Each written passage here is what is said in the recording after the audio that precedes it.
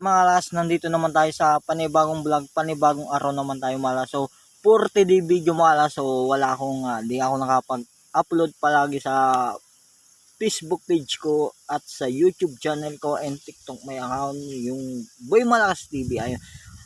Ayan, so, mayroon akong,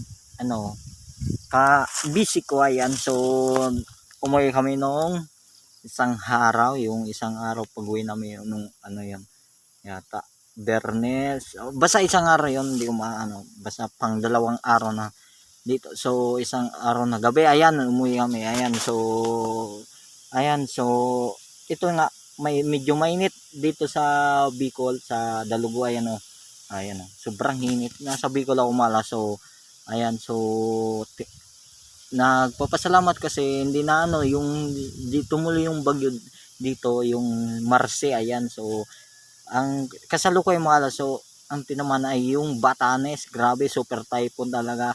So bangon tayo mga alas, so ayan, ganyan ang buhay, pagsubok lang. So manalangin tayo sa Diyos, so sa Panginoong Kristo, and hindi naman ako pala simba, so yun lang masasabi ko, wag tayong makalimot sa Panginoong Kristo, manalangin lang tayo. Kung nadapa man tayo, na kahit nadapa, babangon tayo, ayan. Ganyan ta ang buhay. So maraming namatay dahil sa mga bagyo, yung bagyong Christine, yung Leon, grabe, tatlong bagyo. So sana wala nang bagyo, ayun.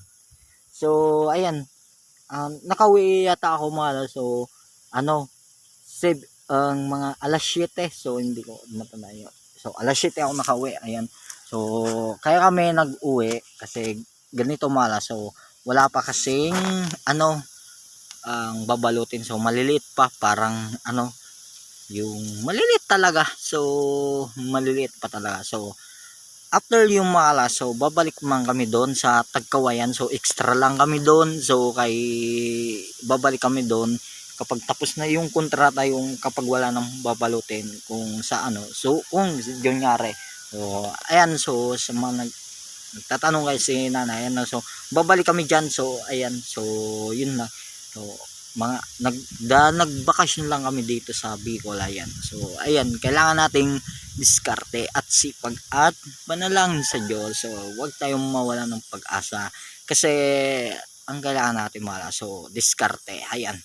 Kung wala tayong diskarte, wala tayong mapala sipag at syaga, yung masasabi ko sa inyo mala. So ayan, so pasensya niyo na kung hindi ako nakapag-upload palagi sa video ko, ayan, I'm busy, so nakauwi ako yan. So babalik lang kami sa Tagkawayan, ayan. So kapag natapos na yun, babalik din kami kay Boss Onad, ayan.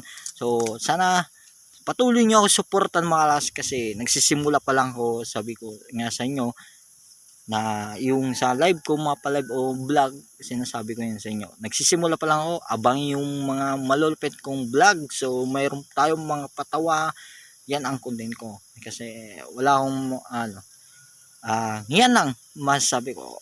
Pag tayo sumahod dyan mga, so ayan, tutulong tayo, ayan, yan ang masasabi ko, ayan. So maliligo pa ako malakas, so ayan, kay bus dyan na kami ang nag-extra, ayan, yung mga samang ko. So pag yun, Maynila din ako, ayan, ko lang, so itry kong ayan, so diskarte at sipag lang mga. So babalik kami sa Tagkawayan City, and by the way, kapag natapos yun, didirekta kami sa Batangas City, sa Kanluran, Talumpok, Ginto, Batangas City, ayan.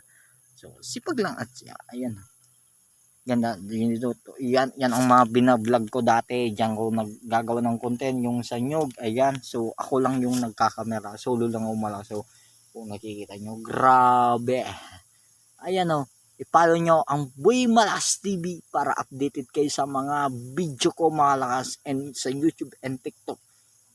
Like and share, abangan nyo yung mga video natin. Ayan, pauwi na ako, so medyo inaagnas na ako, so medyo mainit, so kita nyo naman, so sobrang hinit sa Kabikulan, ayan yung mga kalabaw, ayan ayun, grabe mga ayan. So maliligo na umala, so abangan nyo na lang yung mga update ko sa video, medyo mayroon ako busy.